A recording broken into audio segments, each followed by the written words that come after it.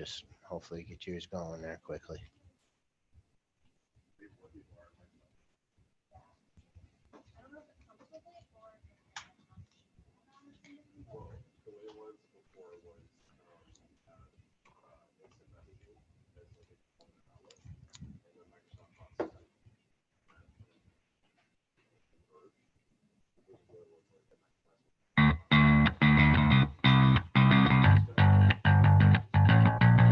Coming to you live from downtown Detroit, this is Benzinga's PreMarket Prep with your host, Joel Elconin.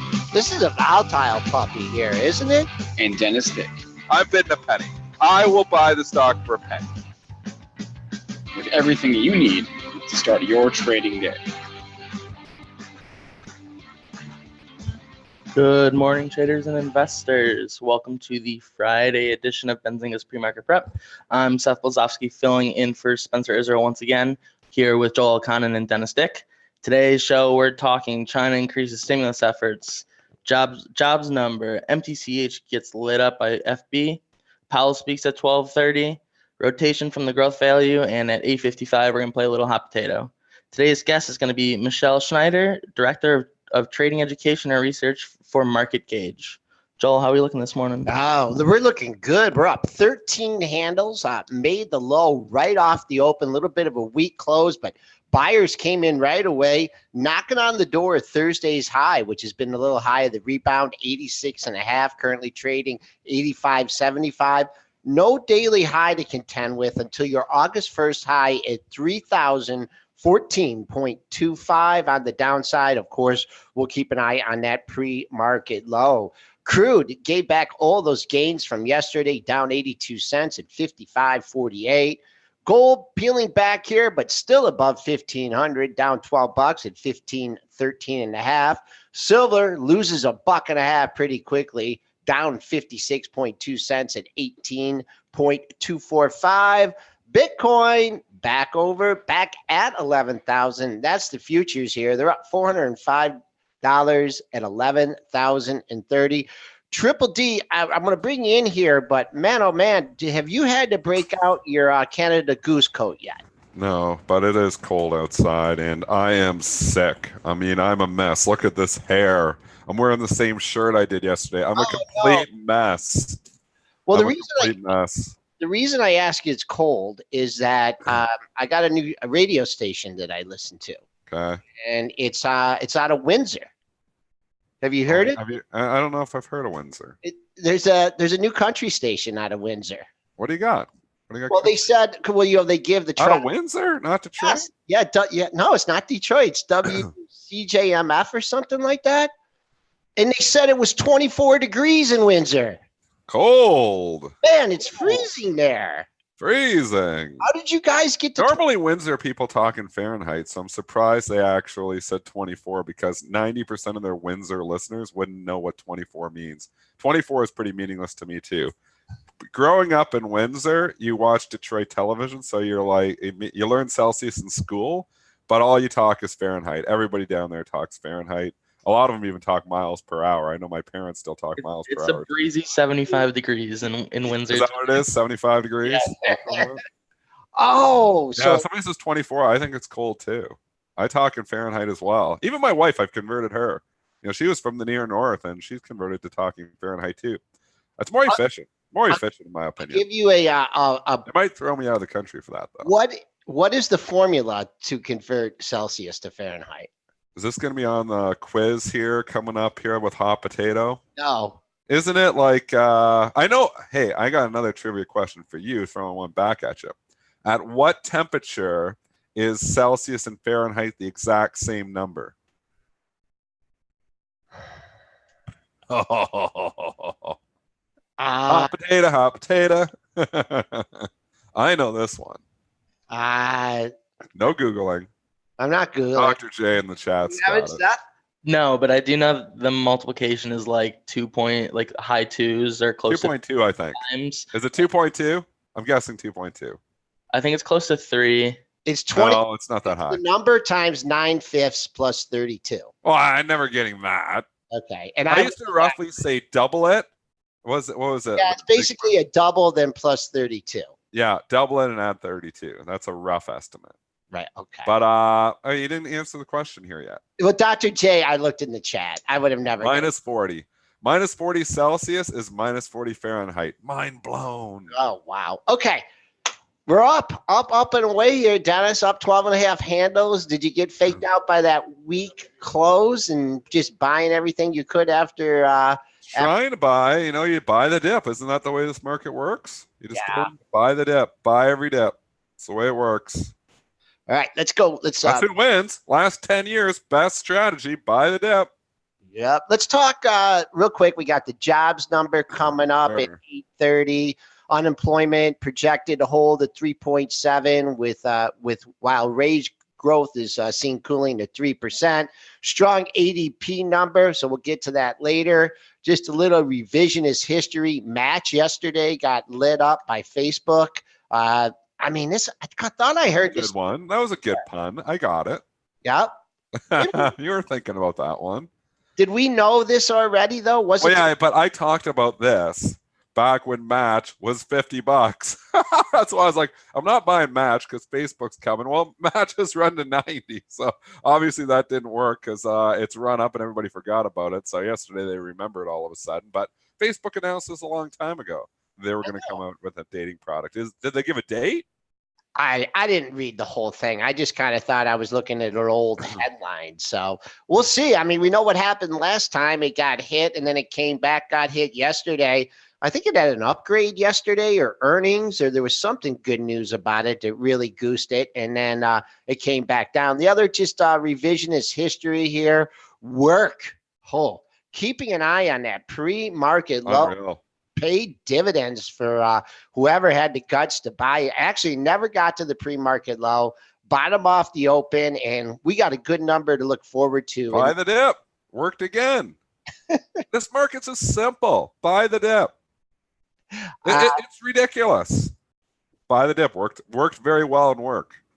All right, we're going to go to earnings. What they did there? Just in a second. I know. But for you work traders, 31.21, 31.28, pair of highs right there.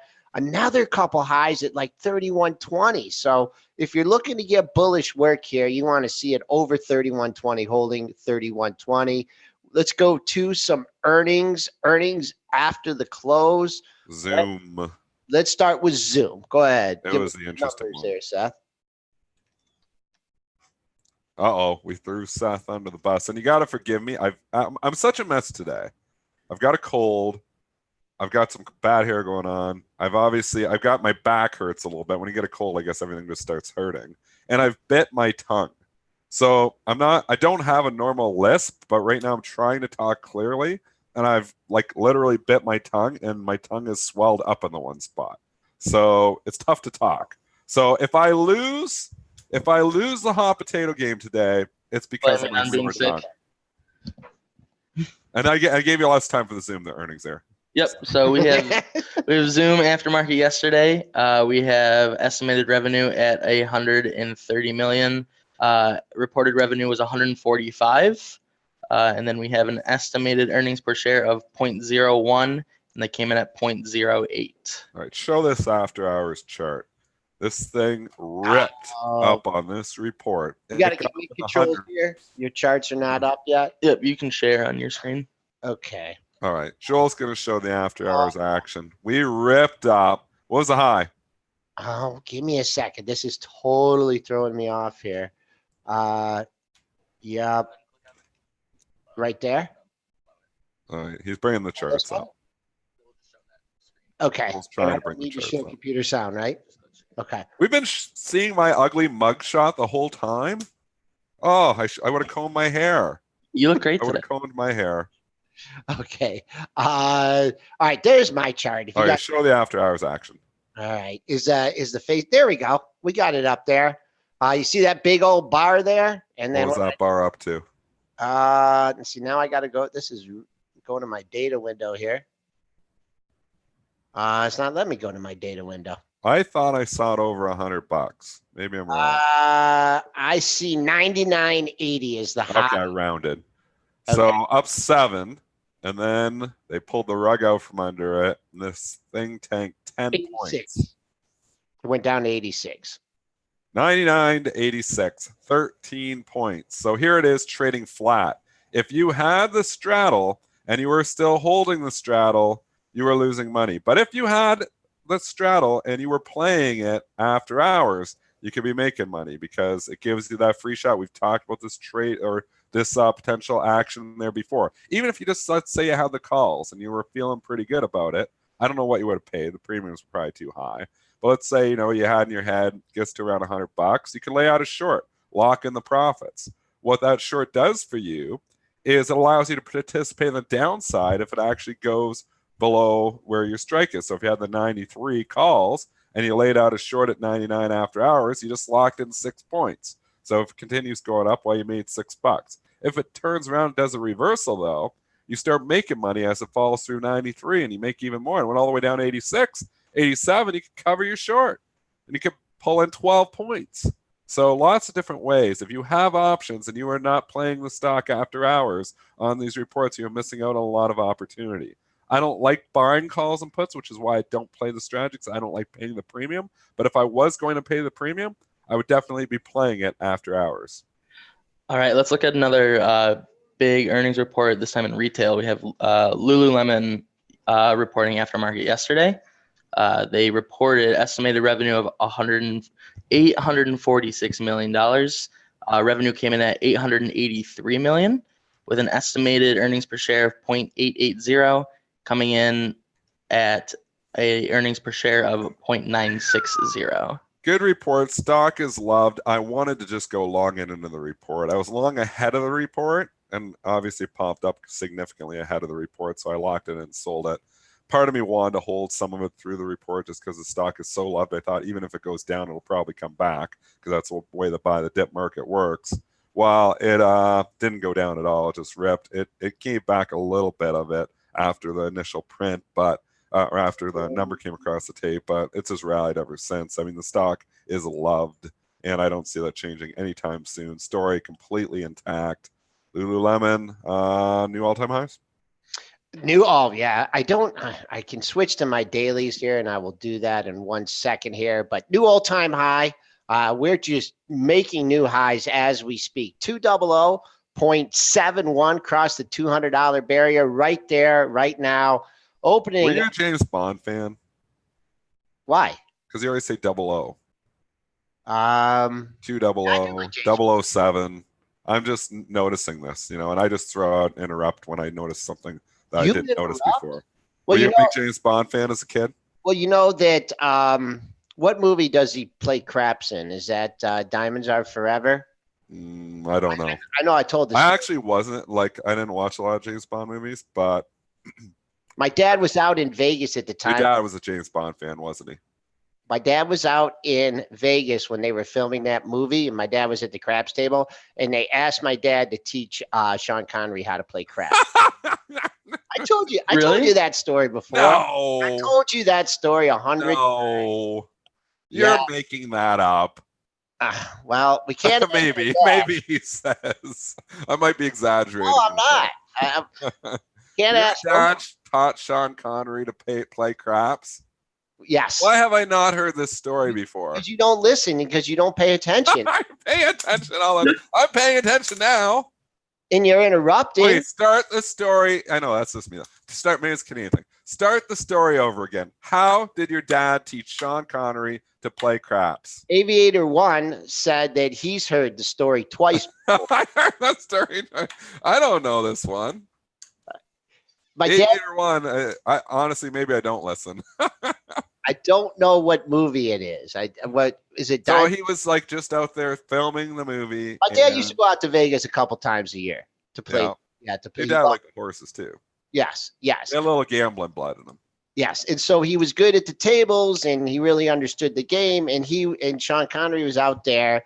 They were filming. I think it's Diamonds Are Forever. Someone can help me with the movie. And he didn't know how to play. Yeah, thank you, RD. And he did not know how to play craps. So in the movie, he had to play craps. So they asked my dad to teach Sean Connery how to play craps for the movie. How does your dad get asked for this? Because he's really good. He really knows craps. He was knows, just kicking butt at the craps table. They're like, hey, this guy knows what he's doing. All Let's right. call this Elconin guy over because he looks like he knows what he's doing. They were probably looking at the tables, and my dad was there like, I'm going to bring my sister on. She's working right now, but I'm going to bring my sister on to verify the story. All right. Okay. All right. So we have another earnings yesterday. Like, I got to take it off this tangent. Yeah, we gotta. I gotta go off this Like tangent. Spencer. We got another. Like the numbers for Lululemon. Or what stock are we on? I even forgot. We are moving. We were talking about Lululemon. We're moving on in the retail. We're moving on. The show must go on. Good. I like this stuff. Aftermarket yesterday, Zoomies also reported their earnings. We have an estimated earnings for Zoomies of $223 million, and we have a revenue of 228, beating their earnings. Nice. And then we have an estimated EPS of 0.19 with an earnings per share coming in at 0.36, so almost doubling it. It's a good day for earnings. There's a lot of stocks trading higher here. Yeah, good. This is a retailer, right? In the I mall. think so. Yep, Yeah, they mall are. retailer. Yep, What's a mall retailer doing going up? they're also big online. Seth was with the save there. Yeah, I think I get my skateboarding shoes there, right? Skate Yeah, or they're die, big in, man. like, Skate yep, or material die. Stuff. Okay. All right. It's up 295 at 30.55 and not acting like it wants to go down, trading right at the highs of the pre. Is there an iceberg or something there, Dennis? At like 37? At third, well, is there an iceberg at like 30.74 or 30.70? Well, I wish they would just say iceberg, but they don't say that. They show 100, so you have to hit it a few times to find out. I'm not lifting it to find out, so can't help you there. Could be though. Is that the offer? No, 30.37 to 30.55. Okay. All right. I'll keep an eye on that pre-market high 30.74. This is breaking out on the monthly chart, breaking out over this 28.29 has been a real sticky area. If you're going to monthlies, the only thing I can give you is 32.70, and that's a ways away, but that's a big move. I would just want to see follow through the pre-market high. See where it stops after that. S&P's knocking on the door. We did take out that high from yesterday, folks, at 86.5. We currently traded 87.50. So they're bidding it up today ahead of the report, up 13 3/4 handles. What do you got for me? All right. Next one from last night, we have DocuSign, DOCU. Yep. We have Your big winner of the day. Wow. Estimated. Signing some docs. They are. They are. They are always. We have an estimated of 220 million with a revenue of 235 and an estimated earnings per share of 0.04 with an earnings per share of 0.01. Up 22% in the pre-market. You always got to have one earnings stock trading up 22%. This looks like the one. I'll just say $60. We'll look at that high, pesky little high, which is your 2019 high, 59.62. Let's see what it does there, if it reverses course there or not. But stock is hot. Yeah, we got an upgrade on that too, but I wish you would have told me about the upgrade yesterday. First, I wish I would have known. Before we challenge that nice round number is 60, we got to get through the pre-market high. That was just you had the initial surge, and then you continued 58.08. So $58 if you're looking to match the pre-market high, that's where you have to be, 58.08, and then man, you're just getting a lot back. You went from 54 to 44 in 4 days. So we'll see if anybody wants to get that. That was at the end of July. You had that big. So if anybody's looking to break even, here's your above this 54. Here's your chance on DocuSign. I have used it a few times. All right, what do we have? I've never used DocuSign. What do you have? What do you have for me? Fizz. What about Fizz? This is one of Joel's favorites. Fizz? National Beverage reported last night. Yes, they did. That stock's been fizzing out. Money shorting that stock. Holy, that stock's been fizzing out. You have puts in this? Oh man, I wish you did. You did at one time, didn't you? Yeah. Why did I? Bought too short. Oh man, go ahead. Give us the numbers here. For Fizz? Yep. FI Zebra. It looks like we have them not reporting till the 12th. Last night they reported around 7 o'clock. I know they did. They came out last night. I saw the numbers go. All right, we'll get them in just a So second. well, he'll find at any regard here. The stock sold off a little bit last night, just slight volume, and then started to rally back up to even. So you can say they haven't really figured out where they want to take this one yet. 39.40 was the low of the move. You did get below that in the pre-market trading down to 37.30, but that was real quick. So if you're looking for a rally here, got to hold that hold of the move. Hold the low of the move at 39.40. Get back up to get to fill the gap from yesterday. Oh, this is interesting. Wow, the low was 39.40.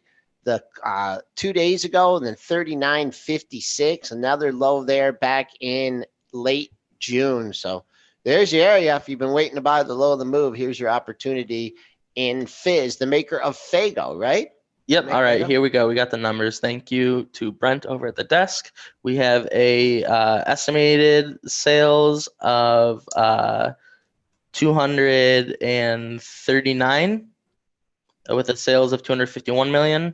We have an estimated earnings per share of 0.68 with an earnings per share of 0.74. Sounds like a miss on both the top and the bottom. One thing to consider is stocks that have been in the gutter have been barking. I don't expect it to just get really ugly here. It didn't get ugly last night, but we'll see. And it hasn't traded much volume since the earnings report. So I wouldn't, I'm not coming here and shorting it just because I have bad numbers, though, because I've seen some stocks rally that have had crappy reports with that kind of tape, because stocks been straight down for a year and a half. Okay. No trade for me. Yeah. Too much risk. The long-term chart is. Too much risk. All right. So moving away from all that right now, I want to take this just over. I forget where I wanted to go. Do we want to talk the Facebook match stuff? Did we talk that already? We did. We talked about that at the top, and that's why. Oh, did we? All right. Well, then I want to go to ratings. I want to talk Beyond Meat. Okay. All right. Switching. Seth, there was a rating here from D.A. Davidson. And it was an initiation at a sell. And underweight, they call it. Yep. Yep. And for Beyond Meat. And I actually I have the note here. If I had it in my Slack. I think 135 price target, I believe. Price target is 130. 130 bucks. And so they underperform. This comes out last night. I saw the rating hit the tape, and I'm like, okay, I'll short some, but obviously you don't get any locates. So could have hit 160, could have hit 159. They were bid for a while.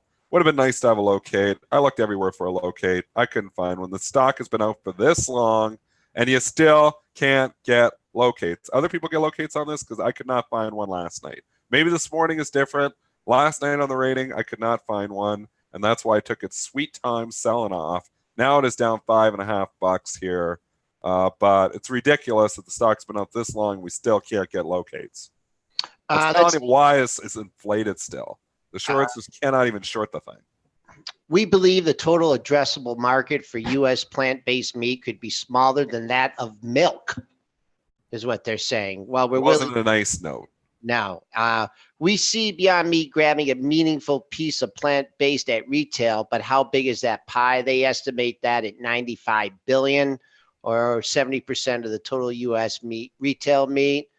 Food service driving awareness, headline risk specific to this channel is key near-term investment consideration. Earnings outlook is not good. And of course, they're talking about the valuation. They come to that 130 price target by applying 9 times something sales or 50% premium to growth staple peers.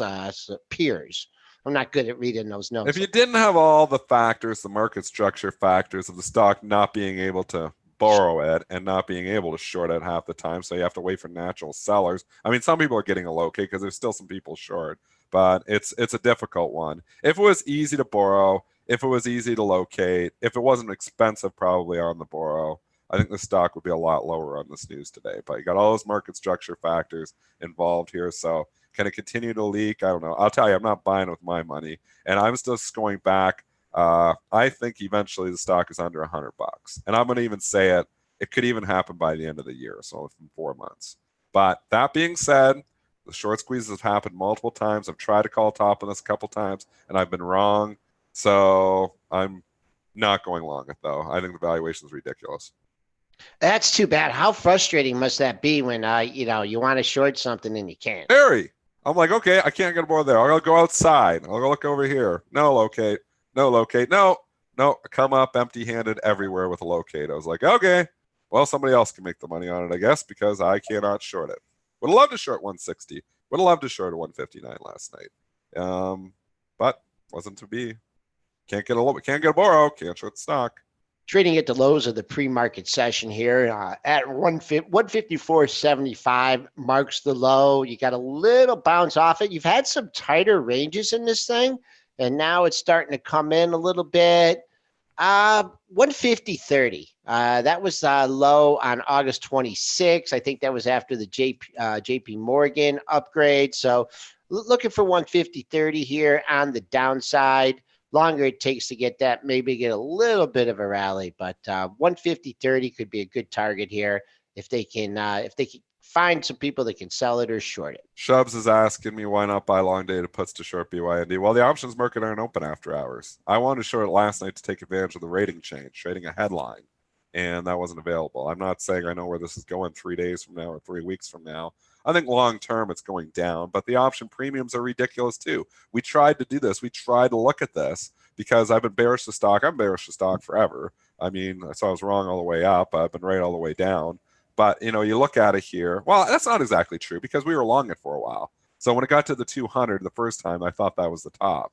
And then I didn't see the second run coming up there. But if you go and look at the premiums here, I mean, it's hard to pay ridiculous premiums to make money. So let's just say, okay, I'm really bearish. I think the stock, and this is what I think the stock will be under $100, maybe even by the end of the year. So let's just go out. First of all, how far does your option chain go out here, Joel? I can't even find long options. I don't have it up, but Spinner is coming out with like your logical, reasoning here and sell call spreads. Why don't you do that? Take advantage of the premium gods and sell call spreads. Are you listening to me? Yeah, I mean, first of all, it's still you're still going to be paying premium. So it depends. You can set one up. And yes, if you're doing that, like let's just say you were going to go for the next month. And the problem is I don't have the platform in front of me to price all these. Okay. But okay, I've got the options for October up here. So you want to sell the calls. So you could say, okay, well, I think I'm safe to sell the 170 and I'm going to buy myself some protection. I mean, look what you're getting though. So 170 calls. I know, nothing. The premium's $1.75, so it's $2. Then you're paying. I mean, I know, and your risk is huge on those. I know, it's huge. I know, it's I know. Yep. So yeah, you're trying to make 30 cents and you lose 470 or something like that. Yeah. But Dennis, the market mechanics make it tough to predict too, because the thing can't be, I don't know why. I thought we're going to get more shares out there. I thought that when they were selling the shares to the public, we were going to get a bigger float and actually get a bar on this thing. But, it makes it difficult too. It makes it prone to short squeezes. It makes the stock hold up for a lot longer than it should. So there's a lot of mechanics in here to consider. But, when you see something downgrade or get an underway from D. Davidson last night, I'm pretty sure it's probably going down. So if you have a borrow last night, you probably can get short at 159, maybe even 160. 155 now. So, could already bring it in for 4 points. I got to go because the jobs number is coming here. Exactly. You guys going to take us through the jobs number here. I will be back if it is boring. Okay. Yesterday's ADP report, that was good. And so if that's an indication, the market kind of feels like it's good too here. SPOOs are up near the high, 87.50 is the high. The numbers coming out here shortly here, non-farm payrolls are expected to show an increase of 160,000 in August. When the data comes, unemployment is projected to hold at 3.7%. Wow, that's low. We better lower interest rates. And wage growth is seen cooling to 3%. So here we go. We're coming up that number. Jobs report imminent. 15 seconds here. Everyone's pulling their markets along with Dennis. 84 and a quarter is the last print. 84 even, 84 and a half. Bouncing around pretty good. We're up here. Jobs report imminent. Boom, 84. We're just trading. We're hugging 84. right before the print. Worse than expected? Worse than expected. Down goes Frazier. Quick hit there. But if it's worse than expected, that means they're going to have to lower interest rates. Lower interest rates are good for the market here. So, boom, you had a quick drop and a pop here. Finally getting some action here. Off the number finally here. Still up 10 and a quarter handle. So you did have a quick dip. Let me see where that dip came into. The low of the dip comes in at 77 and a quarter. Right now, I mean, it looks like selling yesterday's high was a good move as of right now. 87.50 is your current high on the session. That's where bulls are going to have to take it up to. 87.50, as I mentioned, the high from yesterday. 86.50, just fighting to stay in the 29.80 handle. Banks, I see Bank America trading down here. Do have a small short position here in Bank America. We'll see if that can catch a bid or not hold 28. Has a little gap to fill, I think, down at 27.70. Let me take a look at Goldman Sachs here, GS, see how that's trading. That's flat. No, not much movement off Goldman Sachs. Let's see how JP Morgan's doing. That's down 15 cents. I mean, they hit it, but really ain't going nowhere. Gold rallying off this news here, off the lows of the session, now down only 360. Silver fighting back here. Silver trying to go unchanged, down only a dime now. Looks like buyers is trying to come in here, keep it in the 29.80 handle. Not seeing a lot of ticks in a lot of other places. Boom. What else do we want to look at? The TLT, boring, down 15 cents here at 144.61.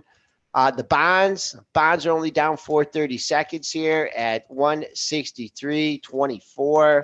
That's kind of in the middle of the range for the session.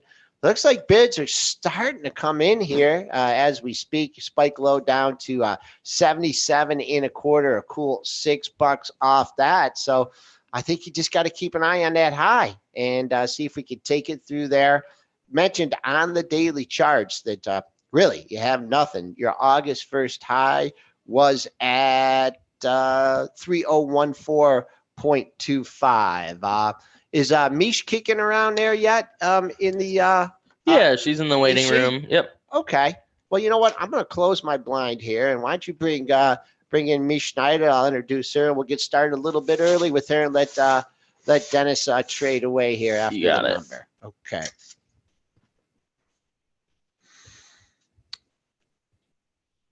And Hello. Hi, can you hear me? we sure can. How you doing, Michele? I'm great. How are you? Can you see me? No, we can't see you yet. What's going on? I don't know. What do I need to do? Let's see. Video. Do you have a thing that says stop video on the left and maybe Yes, have I it? do. Yeah, I see it. Okay. There There we she go. is. Hi. Hi, how you doing? I'm doing great. How are you? I haven't seen you in a while. Yeah, I know. How was your summer vacation? Where'd you go? We went to Vancouver for a bit, which was very interesting. Beautiful city, modern, unbelievable, and just filled with money, money from Yeah. overseas. Yes. Yeah, those Canadians are over there trading and taking all our American money here. But let's first get your impression here. Jobs report here. Wages up 3.7%. They were looking for wages to be up 3%. Where do you stand on this whole lower interest rates? Get us to be competitive with Europe. Where do you stand on that? Well, that's a very good question because there's obviously this whole thing has become a political football, which is really not what it's supposed to be. The Fed technically is autonomous from the government. So I think that actually Powell's done a pretty good job of navigating around all of that political footballing. And I would assume with the market now rallying and getting very close to all-time highs, they would not really be so hard pressed to lower at this point. Or if they really wanted to do something to just show good faith in the fact that they want to be somewhat competitive with what's going on with the European central banks, maybe 0.25%, and that would be it. I think if they actually lower more than that, it would be a negative for the market, because what it would say is that the Fed doesn't have confidence in the economy growing any more than it already has. I mean, that's from. I agree with you. I mean, save the bullets in the chamber for when you need them. I mean, yeah, you want to be competitive, but going into election, and you're right. Another thing you could talk about here is, the Fed and our president very aware of the markets here, and it's much easier to talk tougher when the market's higher. And then when the market's lower, you kind of back off a little bit. So let's check in on the modern family. You like to group stocks. We look at stocks. We look at sectors. We look at the S&P. Why don't you give us a quick rundown here of the modern family? Question: do you want to see my charts? Because I can. For sure. Okay, great. So let me charts. share. Let me bring this over then. Hold on. You got this zoomed down, huh? I've used it a couple of times. So let me just say share screen 1, because right now you don't see it, but I'm going to bring that over. And oops, wrong one. And let me know if you actually see. Do you actually see screens now? We see a bunch of screens behind you. What you do? Fire all your traders? There's no. It's early here. You don't forget we're in New Mexico, and it's only 6:36 a.m. Okay. So you don't see my screen, huh? Hold on. You share screen. I did do. Wait. Oh goodness gracious. Here we go. Let's see. I'm saying share. No. You started. There you go. Okay. Get that little Zoom box out of the way, and we're good. Yeah. Oh, that's. Oh, we lost it. Oh, are we back? She hit the She hit leave Zoom by accident. So we'll get her back on in just a second. Can she rejoin? Yeah, she'll just have to click on the same link. So let's give her like 2 seconds and she should be back. Once you get kicked Does she know that? That she got to click that? You think she can get back? Okay, well, I'm slowed down here a little bit. We went really wide. We were 6 handles wide on that number. That's how wide it went. So at least in the SPY, it went 6 handles, like 60 cents wide, which is equivalent to 6 handles. So it was wide. I'm back. I'm back. I'm sorry. I'm very sorry about that. Don't worry about it. I mean, this show, anything goes. You don't have to. All right, let's try this again. Okay, so now share screen 1. And now if I bring this over, can you see it? Last time it said you were starting to share, and it's not saying it right now. We saw it. It said starting to share. Okay, well, let me go back to this. And screen 1, share. There we go. How's that? Perfect. Now don't. Oh, yay. Okay. All right, here we go. Let's talk the modern family. Tell us what we're looking at here. All right. Well, right now we're looking at SPY. So let me switch. I like to use the weekly charts on the modern family because it really gives you a big perspective. And so, and I write about this so much, and you and I have talked about this through the years. What we're seeing in the NASDAQ and in the semiconductors and even in the S&P 500, we are not necessarily seeing right here in what we call the economic modern family.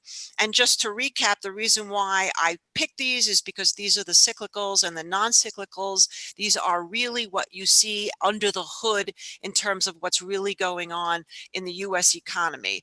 So S&P 500 and NASDAQ is where all the money is going, but what we want to see is some of that money to switch into some of these members. In particular, we have the one index, which is the Russell 2000. So right here, we can see that this is a weekly chart. The blue line is the 50-week moving average. The green line is the 200-week moving average. And we've had tremendous amount of support around 145, which is where we just got the most recent bounce.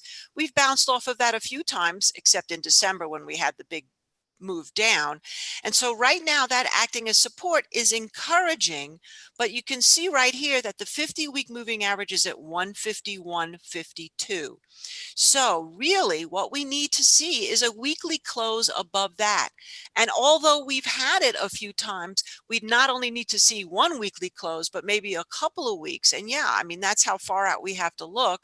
And I'm not saying you shouldn't be buying the market, but I'm saying if you really want to judge whether or not this market is going to continue to go up, you really kind of have to look here. Plus, if we look at the blue line, look at the slope. Slope is still negative, which means even if we clear 151.50 today, which right now it's trading at 151.04, it's possible, it still would be considered a weak bullish phase until we start to see some kind of neutralization of the slope on that 50. So that's number one. I want to move you to over here too, because this is, I'm just going to move this over so I can see it, IYT, which is transportation. So what I like to say is if the Russell 2000 represents the 2000 small cap stocks manufactured in the United States or the supply side, IYT, transportation, really measures the demand side. And so what you had yesterday was a move above the 50-week moving average. And if this is correct, it's showing that this is coming in at 200.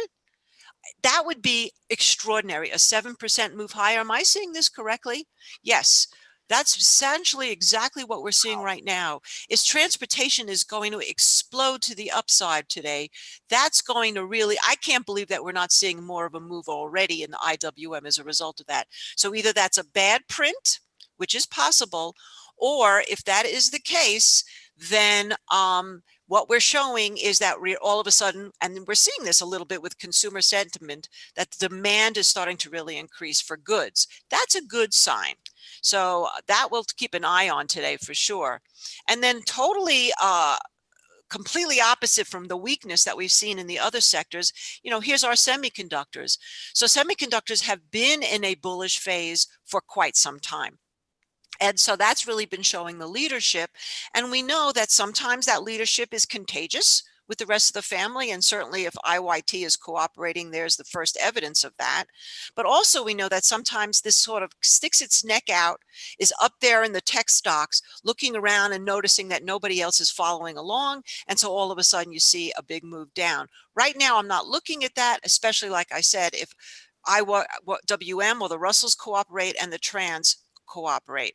And then we have the sort of the Midland sectors, which are also important, one being retail, which I like to call granny retail. This is really the brick and mortar retail. What's so interesting about this chart is that it's looked like it's going to crash several times. Come on, baby, come on. Here we go. And yet 38, this is 38 right here. We see the low in 2016. Again in 2017, again in 2018, and now if we look again in 2019, 38 has been the absolute wall of support. But this chart, and this really reflects, you know, the poor mall attendance and some of these retail chain stores like Macy's and Nordstrom's and et cetera, this has entered a death cross. So what could happen is even if everybody else is having fun right now, if this gets dragged up with the rest of the market, as it could, and starts to hit close to where these moving averages are and cannot penetrate, that could be the top of the market and that could be the sell opportunity. But right now, I wouldn't worry about that too much, but you definitely want to keep an eye on it. And then finally, what I left out was biotechnology. And the reason why I like to watch this, and let me blow that one up for you, is because this is really where you see spec interest. And look at where spec interest is right now. It's weak. This is the 200-week moving average at 102.70-ish. And if we can take that out, that's better. And again, we've had support in the biotechs at around 100, but it's also really showing you that this rally right now is still very under-participated by speculative interest, which of course we already know.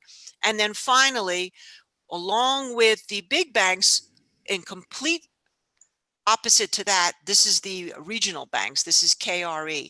And this too is trading underneath all the moving averages with a death cross looking like it's looming. So if you put that all together, basically, like I said, I don't know if this is a bad print or not. I would be absolutely blown away if this opens up at 200. That's going to cause for a lot of scrambling. But if it's a good print, I would expect to see IWM move up, and I would like to see retail move up, at least up to around that 44 eventually. Biotech at least try to get through 103. And semiconductors has an all-time high. As a matter of fact, I just wrote it down here at 123.56. That's still $3 away. So it's going to be interesting to see where the money rotates into today. And that's really kind of what I see in the Modern Family. It's still very disparate. That was excellent. That was an excellent presentation. The very clear. The charts that she's using, the blue line you said is the 50-week moving average. Yeah, so that represents about a year. Right. And then the green line is the 200-week moving average, which is about less than 4 years. So, it's the start of what would be considered a business cycle. Business cycles go anywhere from 4 to 7 years. And so I know one thing, I emailed you, I don't know if you saw it, but I also wanted you to look at, it's so funny because I had this sort of epiphany yesterday when I was thinking about the whole tariff situation. Why the ags, and this is DBA, so this represents the agricultural fund. They have just gotten killed. In spite of the fact that we've had some real weather issues, the corn crops were destroyed for a while, soybeans, etc. But because China is not buying the agriculturals, no matter what's happening in the rest of the market, no matter what's happening with the dollar, which is still obviously strong. Let's see where the dollar is coming in. Well, it's hard to say where the dollar is coming in right now. Let's see. Looks like the dollar is coming in basically unchanged, but the dollar's been strong, and the rates up until obviously this jobs report where it has shown some pressure on the rates, but the yields have been low. Nonetheless, DBA has gotten slammed. So I have two theories on this, and I think this is really the key to watching for the tariffs. Number one is, if China really wanted to hit, and they're pretty smart, the main base of Trump, hit the farmers. And that's what they've done. They have absolutely not bought any of our crops. And you can see that through soybeans, wheat, corn. They've just gotten killed. That's why I'm showing DBA, because that's really where that holds the basket of all those grains. So that's number one. They've been very effective in hitting the base of Trump by not buying our grains. Number two is, if there really is going to be a deal between the US and China, and if Trump is going to acquiesce or she is going to acquiesce, this is where you're going to see it. Great. So, don't you think? I mean, it makes sense. If the grains are the one thing they haven't bought, and we've already seen the damage in the manufacturing sector, but we've been able to kind of roll with it. But that's why IWM, the Russells, have been weak.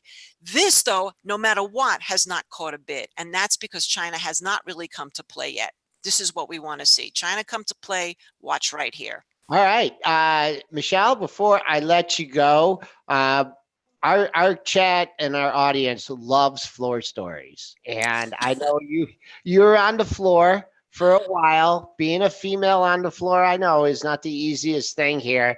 Do you have like one lesson from being on the floor, or one favorite floor story to share with us before we let you go? Let me think. Well, first of all, yes, in terms of, I sort of hear the song in my head, It's Raining Men. You're right. I was one of the very few female traders on the floor. And so that made it very interesting for me. Let me think of a good story. This is a PG show too. So. Yes, I understand. I'll keep it clean. Well, I think the biggest takeaway that I got from the floor was, and I've told you this before, is that there is a tremendous amount of camaraderie that happens when you put several thousand people together in a high-pressured situation. And that camaraderie translates into a lot of different behaviors. Some of those behaviors send people off into their own little private world. Some of those behaviors send people to be somewhat assertive and very physical. So I think the biggest reason why a lot of women could not handle being on the floor, besides the physical demands of just standing all day and being tussled about with the men, is that men hug each other, they smack each other on the back, they talk about each other's bodies, and they are very, very verbal and open, something that most women wouldn't get to see, sort of that locker room mentality. So to me, the biggest takeaway from being on the floor was that once I got into the men's club, so to speak, I was right there with the guys. I was being tousled. I was being, gently slapped on the back. I was telling, hey, Mish, looking good today. Or, hey, Mish, you're looking tired today. And so I think that having that social aspect as part of your trading really helped actually frame the day, because if there was a quiet on the floor, you knew something was wrong. If things were robust and everybody was busy and everybody was happy, then you knew everything was going to be pretty good with whatever commodity you were trading. So that's kind of a I not like really. that. I You like like the I Go like ahead. the good story. I like the camaraderie. I know about the physicality and the pushing and the shoving and getting pencils in your arm and the spitting and everything. So no, that's a great way to break things down. And thank you for breaking down the Modern Family as well. We'll be checking in with you real soon. He's a great follow on Twitter at Market Minute. Thanks, Mish. Talk to you again soon. Thanks, Joel. Take care. Bye, Dennis. All right. We snuck up to 88 and a quarter, Dennis. You were talking before Mish came back about things going wide. I didn't have my It spoon. went wide, and then we hit down, and then we rallied all the way back up. Mr. Maps made a great point in the chat just about a couple minutes ago. I'll just read you what he said. He said, everything is pumping, the SPY, the Qs, TLT, and metals. There's a disconnect somewhere. Absolutely correct. We're starting to see the market drift down a little bit here, but with TLT higher, banks sold off a bit, but then they were trying a little bit higher. Now, TLT is almost flat, so banks come back to flat. But, I mean, you usually don't see – TLT was down on this. Usually don't see everything start to rally like that. Gold's flat. So we're all trying to come back to flat, really, is where it's kind of coming into. But when the S&Ps is ripped up to – well, the SPY went ripped up to 299. I was getting a little bit overdone. Now it's coming back into where it maybe wants to be. On days normally one of the strategies I like to employ is a breakout of like the overnight high or the overnight low for a continuation move. I don't know about today. I mean, today's 88 and a quarter. I just don't know if you go through that level, are you going to go, are the stops there? Are you going to, is it going to go 29.90 bid? Are they going to smack it back down? But so far what we're seeing is we're making incremental new highs, but we're not smashing through. So I'll keep an eye on 29.88 and a quarter. That will be going, into the 9:30 session if that remains the high. And then on the downside, mid-range on the session doesn't come in until 73 or where's mid-range? Mid-range is 79, 28.79. I like that because that initial little dip when they had the number, when someone saw something they didn't like, that initial little dip took us down to, I think, 77 and a quarter. So let's just call 78, that whole area. That's the first area of support the market needs to hold. Before we go into retreat here, Andy Y, he's new in the YouTube chat. He wants to look at Splunk. We'll take a quick look. While. How's Splunk's? Ooh. Well, I got hit on the earnings, never really came back. So it's been trying. You know what? You could argue long-term double bottom there. 107 back in June. Yep. 107 here just a few days ago. Double bottom longer-term chart. So if you're taking a shot here, maybe with a tight leash, I wouldn't want to see it trade 106 though. Yeah, that's a thing of it too. Quiet range yesterday. It already had earnings, so like if you're looking for a catalyst, I mean, maybe an analyst move. They haven't been real active in this one. I guess for me, I think it would show strength to me if it got over 112 and closed above 112. Your high from the 5th was 111.90. And then I see another high at 1162. So not great numbers there, but I think getting over clearing 112 would give a little bit of momentum to the stock. Dennis, we have 2 minutes here to hot potato. I covered a lot here on my doc. Did anything that you would like to touch on before we get? It's mixed. I mean, we're seeing gold rally its losses back for the day. TLT rally its losses back for the day. Banks giving up its gains for the day. So it's like pulling back to even. So this is gonna be a tricky day to call. I mean, I've seen some stuff up, some stuff down. Oil is trading down here. We haven't talked oil here today, but not having a great day here. Most of your oil stocks are trading in the red. Kind of a little squeeze. I know the USO went to 11 to 12. Right. Picked up that high early morning and then just started leaking, and now you're getting back half the gains from the last 2 days. So that looks like a source of weakness, but it's a tricky market today. All right, we're not gonna take a break. We're just gonna go on mute here for a second. We're gonna get situated for hot potato. Oh, hot potato. Can you cue the Am I video? gonna lose my job? No, go ahead. Yeah, you hit the video. Hot potato, hot potato, hot potato, hot potato, hot potato, hot potato, hot potato, hot potato, hot potato, hot potato, potato, potato, potato, potato, potato. Cold spaghetti, cold spaghetti, Cold spaghetti, cold spaghetti, cold spaghetti, cold spaghetti.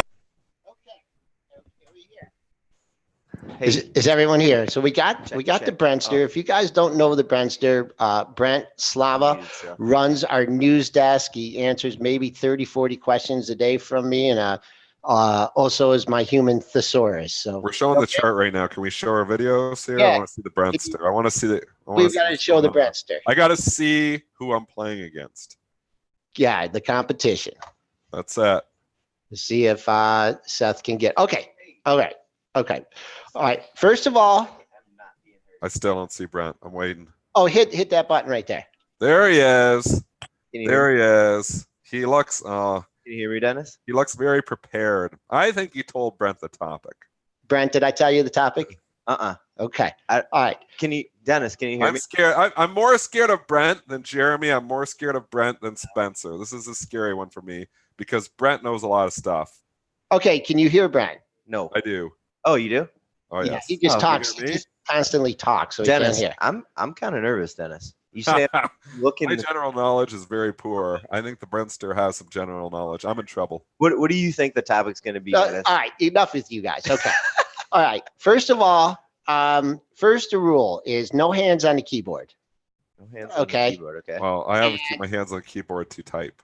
Okay. And then also, Dennis, there's just some rumors last week that you got some answers from the chat. So I I don't want can't you, look at the chat. you can't look at the chat. Okay, I'm All gonna right. All right. Minimize my chat. All right. That's gone. Okay. hands are Okay. up here. So. All right. And here we go. You know, That was like my call a friend. that was this is chat. if you get it right, Ooh, and I if like you get that it sound. wrong, Ooh, I don't like that sound. okay, that'll be the replay, right? Okay. There is 26 possible correct answers. All right. And there's an exact answer. This isn't something that I made up. And I'm going to start with some easy ones, and you each get 1 point. There's no chance for a steal or anything on this, right? Okay. Okay. It is stocks with a single letter as their Ooh, symbol. Okay. Okay. All right. All right. I'm going to start with the Brentster. Okay. L. Lows. Dennis. H. Hyatt. Oh, wait. Okay. Hold on 1 second. We got. Okay. That H was a tough one. I don't trade that a lot. Okay. All right. I'll go another easy one here for the Brentster because I like them. F. Ford. Come on. Dennis, would you quit? He Would gives you- me Hyatt. He gets Ford. Okay. Dennis. A. Agilent. Okay. Let's stick with the easy ones. Brentster. M. Macy's. Okay. You guys are He perfect. gets the easy ones. I get the hard ones. Dennis. Agilent was. I trade Agilent once a year. Okay, Dennis. Okay, Dennis. AT&T. T. Okay. Brent. Let's go with C. City. Holy. Okay. He's giving and me all the easy ones. Okay, let's go. Okay, let's go with the letter O. Income fund. You are ridiculous. I got that right. The income fund. Nice, Dennis. Ooh. But That is ridiculous. He gets Citigroup. I get the income fund. That one would have. It's actually reality income, but I'm going to give it to you. Okay. I'm pretty impressed with myself on that one. Okay. All right, Brentster. The letter J. Genpact.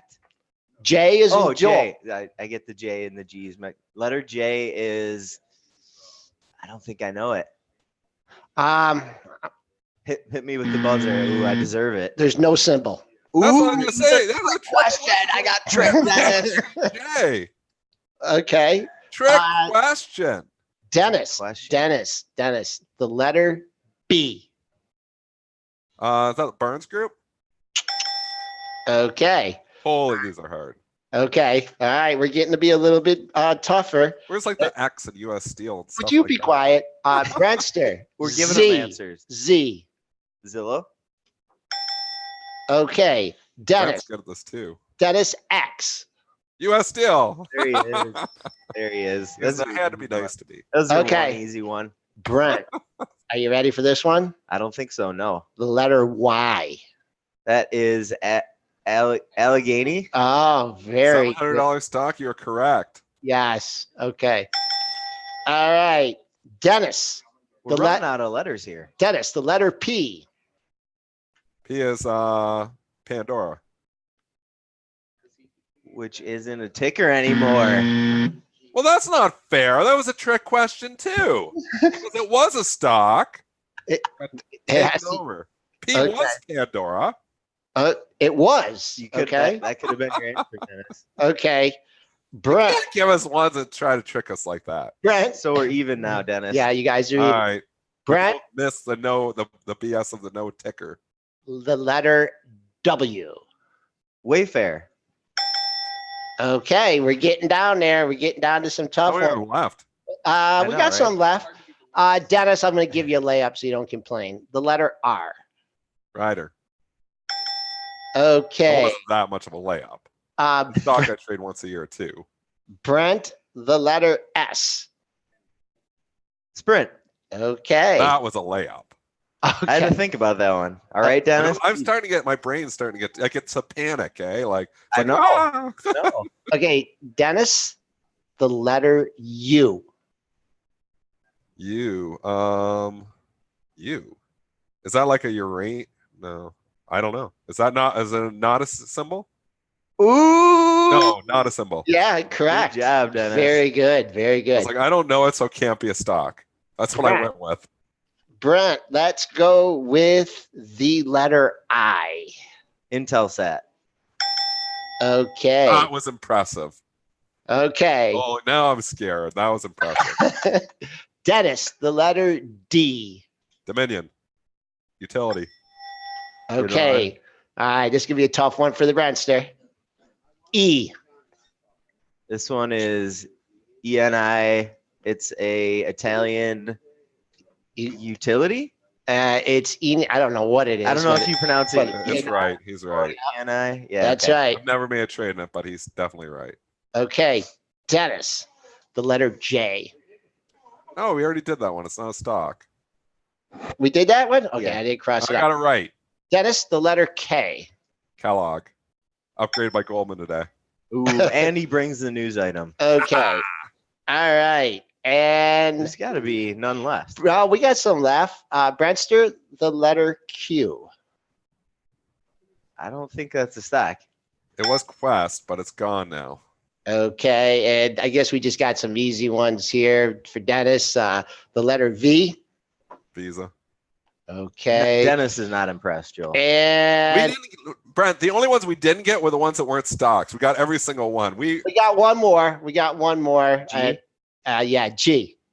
G for Genpact. Okay. I think it was. We got the entire alphabet between me and Brent. So the Bravo, only ones we did not get right were the ones you were trying to trick us on that weren't stocks. all I right. think we get a big round of applause. We're both winners on that one. Okay. Just a little This is like the history here. friendliest competition I've ever heard. Stock market buffs will remember that Z used to be Woolworth. Did you know Yes. that? Yeah. Yeah, the five and dime store. They Yeah. changed its name to Venator Group, but then the Venator Group was bought by Foot Locker and Interesting. changed from Z to FL. Interesting. I tell you, the best looking chart when I was going over this, that Allegheny, man. Why? But yeah, that Yeah. chart is Got just, upgraded 2 days ago. yeah, straight up. And I think the worst looking chart, I didn't get a chance to look at that. I think it's X, maybe overall. It's probably the worst. Can't get off. I mean, it's dogs are barking right now, so we'll say that for X. Full disclosure, I do have a position in it as well, but dogs Okay. are barking. All right, I'm going to go back. Brent's going to go All back to his right. desk here, and we're going to Thanks, wrap things thanks, up. Joel. That was fun. Okay. Yeah, Brentster. All right, quick look at imbalances, and then we got a call to show, I think. So Taiwan Semiconductor, 88,000 to sell. Conagra, 29,000 to sell. Was downgraded, I believe, by Goldman today. Banks have a few sell imbalances. TLT continued its rally to a certain extent. That is putting some pressure here on the banks. Square, 25,000 to buy. Nike, 31,000 to sell. It's mixed. I mean, there's really not. This isn't one of those days where they're coming in and buying or they're coming in and selling. It's kind of mixed. All right, and I'm just going to wrap things up here. Quick look at the market. 81.75 is your last print. Pre-market high stands at 88.25. For those of you that want to call it double top, you can go ahead. 86.5 was Thursday's high. So there's your point of control here. Close above 28.90 and off to the races. On the downside, I'll be looking at mid-range on the session that comes in at 79.25. We got kept you a little overtime here, Seth, but you want to wrap things up and Yeah, thanks for having me the past 2 days, preview guys. the show. It was fun. Yeah, I always have a good time when I fill in for Spencer. So this time I definitely was a little bit more involved than the last few times. So it Okay. was fun. So if you guys missed any part of today's show, you can listen to the whole thing again on our podcast. Find us on iTunes, SoundCloud, Google Podcasts, TuneIn, and Stitcher by searching Pre-Market.